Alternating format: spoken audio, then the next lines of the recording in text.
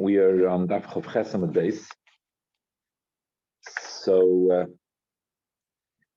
we mentioned on the other side of the Amud, on the Daf Chav Chesam Aleph, it was mentioned that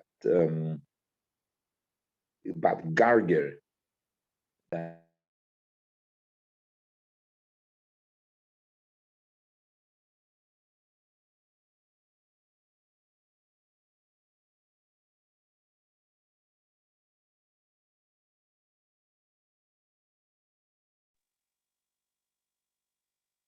Garger is a type of rocket, and it says a crest, whatever, and garden rocket. So you take miser for it. You take miser. So this gargil maichosi, if you take miser from it, there must be a food. When do you eat this gargil? Rabbi Yochanan said, "Shekein Rishonim, the earlier ones, shelo hoylem pilpulin, when they didn't have pepper, sheichekin oisai, they grind it. The matbilan bois atzli, and dip the roast instead of using pepper, which they didn't have. They would use ground garden rocket. Sure. So it is something which is edible, eaten as some sort of spice." The Gemara tells a story. Reb Zera, when he was ill and he was too weak and wasn't able to learn, so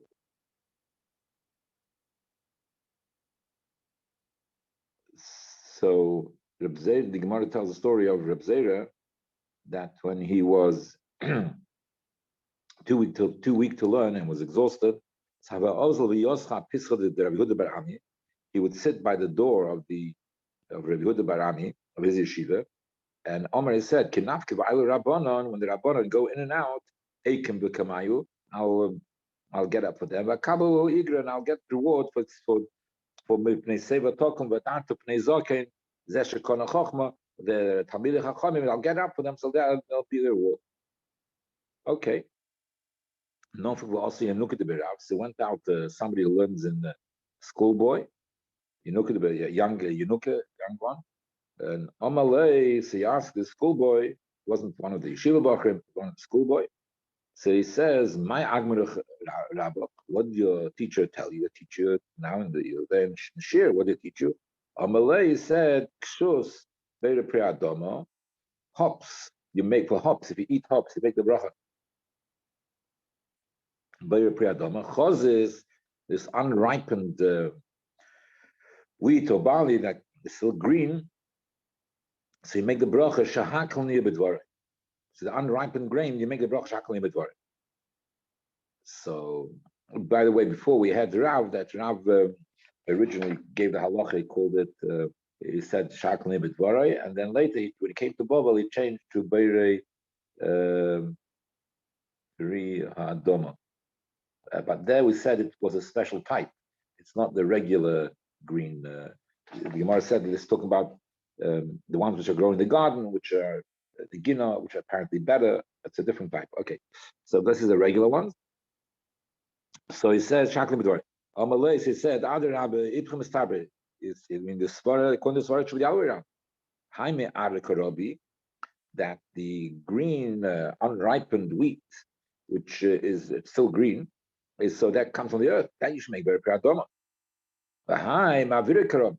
And the hops, they grow from the air, because I don't exactly know what hops are, but apparently they don't grow directly from the ground. They grow on other thorns or on something else. They grow on top of something else. So they grow on top of something else, so that they're not really growing from the ground. So therefore, says Mavira Karabi, so therefore you should make a shahakal. Not very pradoma.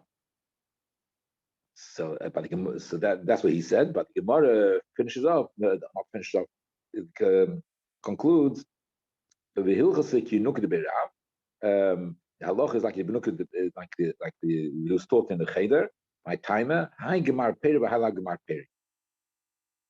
That the green the wheat, which is still green, it's not gemar peri. It's not gemar peri. So then you make a bracha shahakal. It's you can't make a bracha beri priadoma.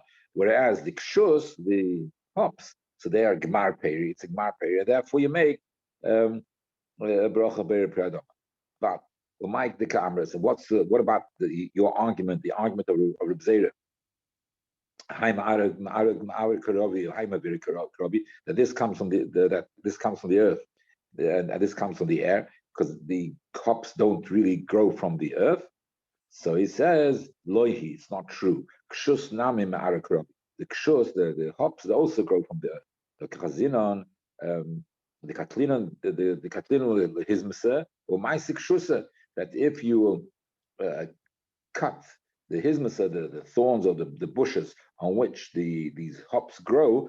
So if you kill the bushes and you cut them down, so then the hops, they also die. So it must be that the hops get their nourishment via the bushes or whatever.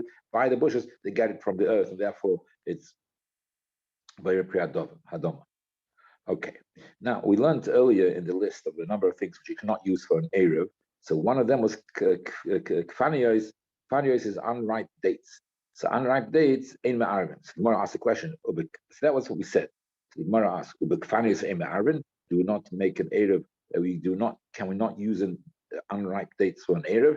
But Tanya, we learned in the Brisa, kur is the heart of palm. So nowadays I don't know how we eat it exactly. Do they process it, or what do they do to it? But anyway, so this heart of palm is somewhat edible, and nowadays it's sold in cans, which I saw, whatever. Anyway, so this kur nikach bekesef meiser. So you buy it with kesef meiser because it's pre bigdula, or it grows from the ground, and it's it's pre because it grows from a tree which is planted. You plant the trees and you go. So it's one thing which grows from another. So you're allowed to spend meiser money to buy this food, but nevertheless, it's not really considered food. It's not really food. It's a piece of a branch, and yeah, it's not really.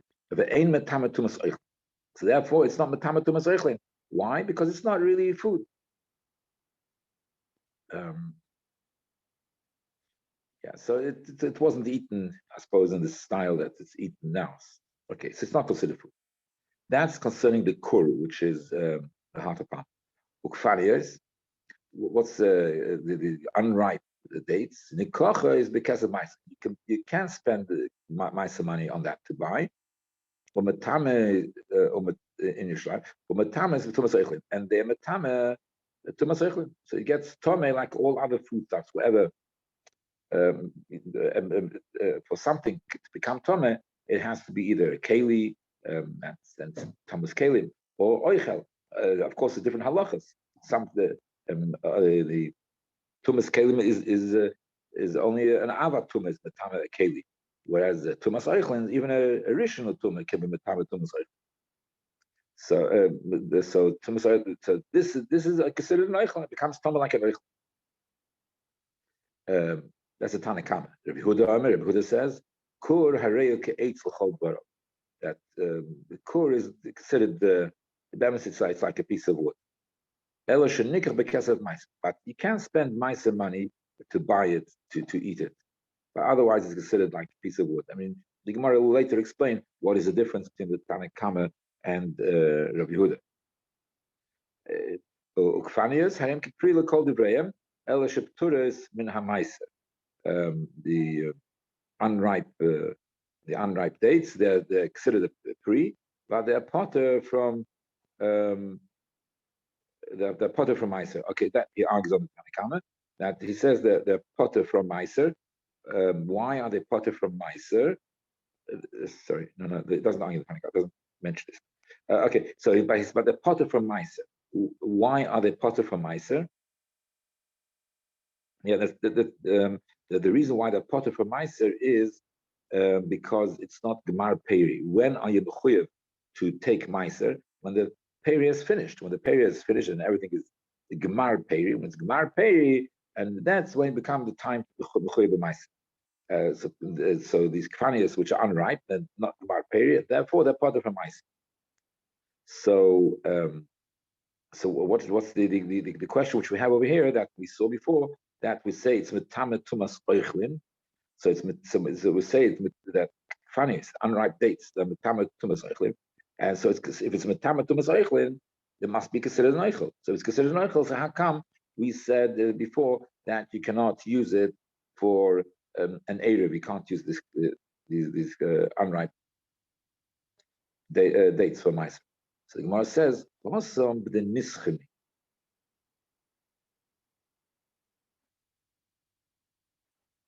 that when do we say it's metama tumas eichlim? When do we say it's metama tumas eichlim if it comes from the male palm trees? We all know there's male palm trees and female palm trees. Now, the male palm trees, they also have some fruits which grow from them. I don't exactly know what it is, but it's, I mean, I actually, this grows something like berries, some type of berries. You can see them grow, but it's not dates. It never develops dates. It's only from the female palm trees where these things which grow, they develop and become dates. So therefore, there's two types of kvanias.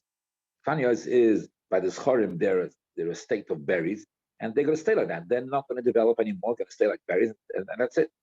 And so therefore, what do people do? You can take them, these kvanias, and you will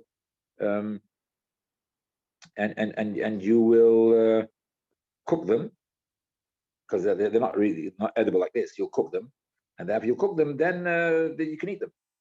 Whereas by the female, nobody in his right mind will go and eat these unripe dates, because he'll wait till they fully develop and become dates. So therefore, when he said you should not, so this is the original teretz of the Gemara right now. It's the original. There's going to be another teretz. The original teretz of the Gemara is that when it says you cannot use it for mice, for a, why can you not use it? Because it's not considered eichel. Why is it not considered eichel? Why is it not considered eichel? Because we're talking from the female. From the female, it's not considered eichel, because since you're not going to, these things you wait. You don't take them off the tree now. You wait till they get ripe, and then you want to eat them. So therefore, at this stage, when that stage of the kvanias, then from the female tree, they're not considered eichel, and they wouldn't be matame either. The Mishnah, which this Bryce says that the matame, this Bryce which says the matame, that is a talking about from the male, where it's not going to develop any further, and it's not going to develop, so therefore it's already an eichel. Okay, you have to cook it, etc. So then it would be okay for using for an erev. It's not considered eichel. So the Gemara says, 1 second. Are you saying that this brisa, which says that they become Thomas Eichlin, is talking about when it's unripe and it's not going to get ripe? It's not going to get ripe, and you're potter for meiser, because what was the last word which we learned in that brisa?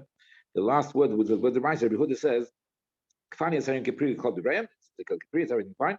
El Shaptur not meiser. The potter from meiser. Now, so why? How can Rabbi Huda say that potter from meiser?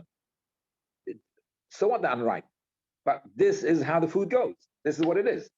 This is food which we'll soon bring a quote from the brisa, but I was just saying a little logic that this is the food, that's the fruit how it goes. Yes, it has to be cooked to be able to eat it, but this is Gemar Peri. Meiser is Tolo in Gemar Peri. So if we have to be talking about the male ones, because then it is Gemar Peri, and therefore, how can I say Potem Meiser? So the Gemara is trying to argue that you cannot say that this is talking about the male, that this brisa of Tanya, of this brisa which speaks up to Masechta is talking about the Mar Peri, because otherwise it would be Chayiv Meiser. Okay, let's do it inside. Yehochi, behol labor would have put our Meiser. Well, Tanya Omri would have loy huskrup page base uni. Elol Indian Meiser Belvad. That the pagim besunas is in the place that's the unripe figs, yeah, was not mentioned in the brisa, or was not mentioned in the yeshiva. It wasn't mentioned in the yeshiva when they spoke about. This is the brisa. We never spoke about pagim besunim, this pagim which come from a certain place. Only concerning Meiser. That what did we say? We said Pagi Bisuni, that's these types of figs which are unripe. I suppose also they never ripen. So there's unripe figs. The Ahini de Tuvine, that's also this unripe dates from the place of Tuvina. So those ones which are unripe and they guess the never and they never come ripe, and therefore you cook them or whatever you cook them and process them in order to be able to eat it. So why? Because that's Gmar Peri. That's what it is. Some fruits you have to cook. Some fruits you don't have to. You can eat them as they are without cooking them. So therefore, it is Gmar Peri for those types of fruits, and therefore Mechayev. So it cannot be that this brisa which we're talking about was talking about things which will never ripen, because otherwise it would not say Turim in a Maisa. Okay, so it must be. So Gemara says yes. The that brisa, you're right. That brisa is talking about non-male. Because otherwise, it would be called male ones. You'd be chai b'maiser. Even if you would say part of maiser. But the inyan tumas oichlen shiny. It's a different story. So even it's unripe. So it's still mekabel tumas oichlen. Even the unripe from the female dates, palm trees, from the female palm trees, the unripe ones, either they could develop. Say that they could develop. But the payal, as they are now, they are still edible. How are they edible? By cooking, by shining to the Omer Rabbi, just like Rabbi said in another place. That's something which is not edible. Is metama to masechta. It's not metama to masechta. It's considered something which is it's just like Rabbi said in another place. That something which is not edible is considered oichel. And why is it considered oichel? If you can cook it. So even before you cook it, since now you're able to use it for cooking, you're able to use it for cooking, and then it will become edible through the cooking. So that's it's considered oichel already. So therefore, the metama tumas oichlin even before you cooked it, but it's an oichel. Whereas for an eruv, you have to something which is edible now. For an eruv, you can't compare it to tumah. Yes, it's considered oichel concerning tumah, but you cannot use it for the eruv because the eruv you cannot use. It has to be edible now. You can't put the Shabbos things there and you say, "Oh, it's because my food is there." When you have to cook it, you're talking about Shabbos, right? So that doesn't work. So that is, in other words, that is the answer. That why funniest Ema Arvin because it's not as edible as it is. You can only use those foodstuffs which are edible as it is for an eruv. Whereas concerning tumah, if it's right to cook, but that we don't need to be edible at this moment in time. As long if you can cook it, it's an oichel right now. And where do we see this principle? So Gemara says, where do we learn this principle of Rabbi Yechanan? How the Tanya will learn the principle what that if you're able to cook it, that's considered an oichel right now. It's not exactly negated to tumah, it's negated to something else, but the principle is the same. You learn the price. Tanya will learn the price. Shkedim hamorim. You have the nice almonds, sweet almonds, which grow up nice and tasty when they grow. And then you have those almonds which are bitter. But those almonds which are bitter, that's when they fully develop, they become bitter. But when they're still young and soft, they have a bit of sweetness in, and it's quite edible. So shkedim hamorim, there's bitter bitter type of almonds. Ketanim chayovim. When they're small, so you chayav b'maiser. If you're going to eat them, whatever, you have to take maiser first. For the small, why? Because it's edible. Gedolim, once they become big, pturim. It's not edible anymore, and therefore they're part of a meiser. They're part of a meiser because it's not a fruit anymore. It's now become inedible. The big ones become inedible, and therefore you're part of from taking meiser. It's not a fruit anymore. Before it was a fruit. The sukim, the nice type of almonds, gedolim, the big ones, chayav meiser, nice tasty almond, yeah, chayav meiser. Ketanim, they might be tasty, but it's not Gemar Peri. The din of Meiser is only become a chuv to take Meiser when it's Gemar Peri. So it's not Gemar Peri. Therefore, Ketanim are part of Meiser. That's the Tanakh. The B'Shim Rabbi Yisrael, Mishum Oviv, Now he says both of them are potter. By the bitter ones, both big and small is a potter. I guess when they're small, it's not Gmar Peri, and even though it's edible, Gdoilim is Bechal not Peri. So for sure it's potter. So the bitter ones are always potter. That's what Reb Shimon from Isa. So that's what Reb Shimon said from his father Rabbi. The Amri law, there's another version that they said that they're both chayim.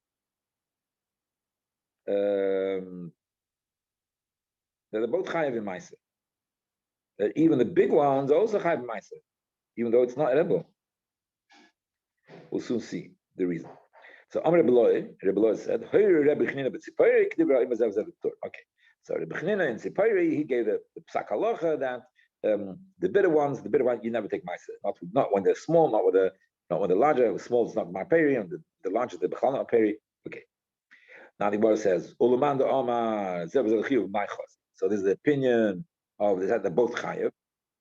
So when they're young, okay, I can stand the chayiv because it's edible. So that's so, but the big ones is not edible. So the Gemara said, so that's where Rabbi Yechonah applied this principle. He said, because the bitter ones, if you roast them or whatever, probably roast them or something. So if you roast them, so then it becomes actually quite edible. So therefore, it's considered edible. So what do we see? We see the principle that if it's edible, you chayv b'maisa. So what do we see? That we see that that something which is not edible as is, but if through cooking or roasting or whatever it is will become edible, then it's considered edible, and therefore it's v'kabel tumas oichlin. Okay, now the Gemara is going back to what we learned to that brayso. So we had the machlokes of Rabbi Yehuda and the Tanakama.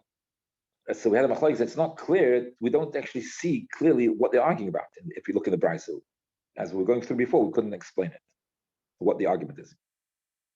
So for that kur is like an eight, and elosh. So it's like an eight. So it's not matama tumas eichlin. And shnika because of ma'aser, you can buy it with you can pay the ma'aser money to buy this kur to eat, but otherwise it's considered like an eight. So Haina Tanakama, basically the Tanakama says the same thing. Tanakama, it doesn't use the words eight kol dvarav, but he says that it's considered that it's not considered tumas eichlin, and you can buy it with tumas with it's not considered eichel, and it says you can buy it with the ma'aser money. So what is the argument between the two? So Gemara's Amar Abaye Shokeh v'togna ikvena. That after you processed it, after you cooked it and fried it, or maybe you have to do both, cooking and frying, or maybe it means one or the other. Anyway, after you process it, so then this heart of palm is not too bad. Then it's quite edible, maybe quite tasty. So therefore, the argument is that after you cook it, whether it's considered oil. So the Tanakama says it's not that kur is not matama tumas oil. It says that's his wordings. The kur is not matama tumas oil. So it means the kur as it is, is not matama tumas oil. But if you will cook it, okay, then you have to cook it like either sholke means you have to get a lot of cooking, big cooking, cooking quite a long type of cooking, or with frying or whatever. After you do this processing, then beseder, then it's considered oichel. But the Yehuda, he uses the terminology saying harehu ke'it, like a piece of wood. Okay, so then it means it's like a piece of wood. Forget about it. It's just nothing. It's never considered oichel. So that's the answer which we gave. That's what the argument of Tanakama and the Rabbi Yehuda is about. Whether after the cooking, if it's considered oichel to matam tuze. Ask the Gemara, how can you say such thing? Once it becomes edible, it's not considered tumas. Of course, once it becomes edible, it's considered. Everybody will agree with that. How can somebody not agree with that? Is there a possibility that somebody says Sholke with togneloi, after you cooked it and fried it, you made after this processing, where it's become edible, it's not considered an oichel. But Tanya, this is a brisa. Ha'oir v'hashilya ematam to skin. Yeah, the skin of an animal is not considered oichel. It's not matam to. So the skin of an animal is not an oichel. You can't eat it. You make leather out of it, but you can't eat it. So, and also similarly, the shilya, which is the bag, I think, in which the bag in which the kid is born. So that shilya, the bag in which the kid is born, which is probably quite a bit softer than regular skin. Nevertheless, it's not oichel. It's not food. Okay, this is not matam to oichel. Oir shesholkai, v'shilya shechishiv Allah, matam to oichel. What about the oil which you cooked it very well cooked? So the skin, which is very well cooked, it became soft and it becomes edible. You cooked it very well, it became real soft and edible. No, and you want to eat it, so then it is matamatum, right? The shilya, it doesn't say sholkai. You decided that you're going to eat it. So the shilya is more edible than skin, not as tough or whatever, and therefore, if you just think, you decide, I'm going to eat this shilya. So even without this long processed cooking with sholke, this long processed cooking, without this long process cooking, it's already matamatum because you're going to, because you're going to eat it. It becomes like regular meat. You decide you'll eat it. I guess there is a possibility of eating it without this special processing of sholke, which is a long cooking. Yeah. Okay. Fine. Bottom line is, so we see very clearly. Yes, food, not food. Once you've processed it, that becomes food. So that's it. It's matamatum. So you cannot say that is the argument between Rabbi Yehuda and the Chachamim, or the Tanakam. Rabbi says, the argument is that they're using different terminology because how strong they think it's food or not food, sorry. Sorry. The argument between them is so the Tanakhama says it's not considered food. It's not a time to say it's not considered food. But after you process it, then you're going to eat it. So now you are going to eat it. So, but if you are going to eat it, so if you are going to eat it, Rabbi Yehuda, by using the term he's teaching us something.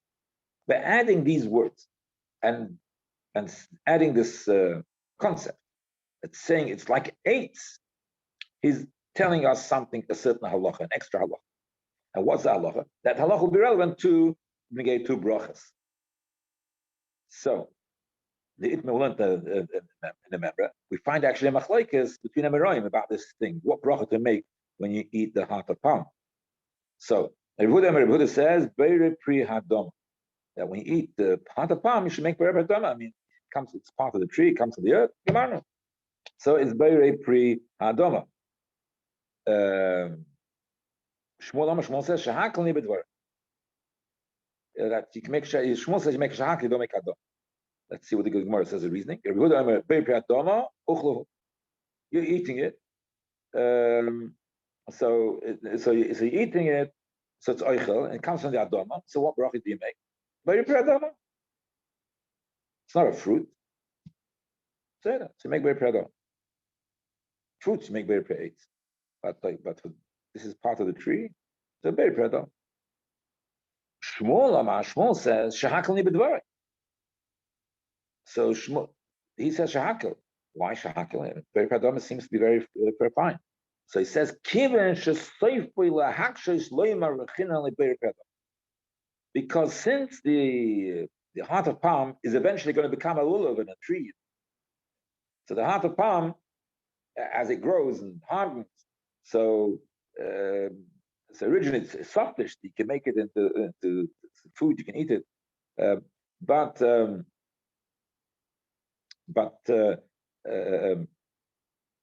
later, it's going to become a tree. So if it's going to become a lulav, and then in the end it's going to become a piece of tree, it's going to become hard like a tree, it's going to become branches, whatever it is. So it becomes a tree. So that becomes part.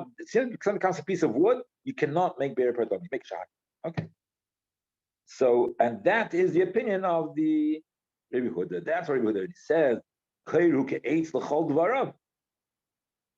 It doesn't mean if you process it, you make it edible. If you process it, make it edible, it's considered eichel, of course. But it means to say that's considered an eitz because you have to look at what's going to happen later. Therefore, you can't make a bracha be'er priyadama. It's not a pri. It's not even a priyadama. It's a wood, and therefore there's a bracha b'shak. Okay, now let's go back to this argument. What bracha do you make? Be'er priyadama shak. And the svar of Shmuel was that since it's going to become a wood, so it's not really doesn't fit for priyadama. Amar Shmuel Revuda said to him, "Shinana kavos mistap." Sharp one. You know, the svara is like you. Why is the svara? So Shmuel saying that according to the svara, Revuda is right. Why? The right you should make a dump. Why? That's knowing radishes. Radishes, if you leave it for too long, it also becomes hard, and therefore it becomes hard and becomes woody, and that's it. It's not edible in it. So what do you on radishes? We all know. So you make the bracha be'er pradama. So you see that we don't care. It's going to end up being, if you leave it later, it'll end up being a piece of wood. Okay. So he seemed to say that Rabbi has a very valid point. But says the Gemara Velohi that the halach is not like that. Even though he may have a valid point, that Rabbi is incorrect. That you should make the bracha shahak like Shmuel. Why? Because it depends what you plant it for. The reason why it's planted is to eat it before it becomes a piece of wood. To eat it as radish. But the dekel, they don't plant. You plant it to grow. You don't plant to eat the heart of palm because you're damaging it. When eating the heart of palm, it's not going to grow. It's not going to develop well. Therefore, you don't plant it in the palm. So I forgot the concept of Shmuel Rev Huda. He'll say Shmuel. So even though Shmuel prays Rev Huda, the halacha is like Shmuel that you should make shahakol. But nowadays, maybe I don't know how it's nowadays. Do they plant it for the heart of palm? These trees now? Maybe now it's different. It's become industrialized. So maybe anyway. Gufa, let's try and finish off. Gufa, we learned we learned before that the name of Rav, the name Rav, Kshus v'chazis, which is hops, and this green, what's it called? The green wheat. Ma'arvim behen. You can use it for an Erev, and b'vorchel neber pradoma. So make a bracha beratom. So how much do you need to make an Erev? Because you have to have the amount for 2 meals. So how much is the amount? You wants to know how much is the amount for 2 meals. So kshus bekama, how much hops is it enough for 2 meals? Means like how much hops does one eat in 2 meals? Like different things you'll eat different amounts. And bread will eat a certain amount. If it's bread, we'll eat so much bread in 2 meals. How much kshus do you eat in 2 meals? Because you're not going to eat only kshus or something. And you eat other things. You add that as well. So how much kshus is enough for 2 meal dose of kshus? So it says Chil said Kimloy Hayat, a handful. So a handful. So he said a handful. How can I make him Yayat? Okay. So because a handful of kshus, that's enough kshus for 2 meals to last. Chazis bekama, how much chazis between wheat? The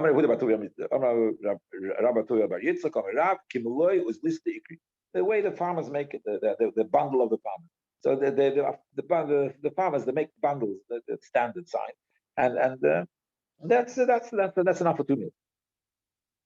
I'm going to talk about tuvia. Is a ma'arvi bekalia, some type of grass.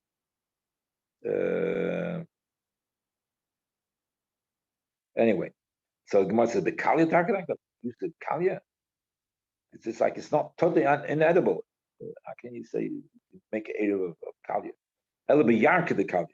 I guess when it's still not developed, when it's still green and it's still grassy, and so then when it's still leafy or grassy, that is when you can make it an area. You can use this kalia for an area. How much do you need kalia to make an area? So that's where Rabbi said the measure of kimloi hayad, the handful. Rabbi Eruvin, he went out to the city. They asked him, as he went to the city, so they asked him, Mal Arve pulling lachin with the beans, soft beans. Can you use it for an Erev? You can use the soft, they're not become hard yet. Those beans that have not become hard, can you use it for an Erev? I didn't know. He did not know. That's what Rabbi said. Now, Arvin pulling lachin. Yes, you can use these pulling, which are still not become hard yet. You can use them for an Erev. The Kama Amr Bechil, Kimlei a handful. Omar Rebeluna. Ma'arvin betardin chayin. You can make an Erev even with raw beets. You can make an Erev. You can make raw beets. You can also use Erev. The one says any. How can you say you can eat raw beets? Omar of Chizr said silke chaya kotel gavra. This raw beets, they can kill something. Kotel gavra chaya will kill a live person. So it's dangerous to eat. It's not edible. It kills the guy if you eat the raw beets. So says,